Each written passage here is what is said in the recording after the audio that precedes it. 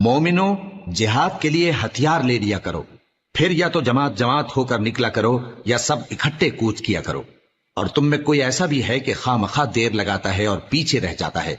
फिर अगर तुम पर कोई मुसीबत पड़ जाए तो कहता है कि अल्लाह ने मुझ पर बड़ी मेहरबानी की कि मैं उनमें मौजूद न था।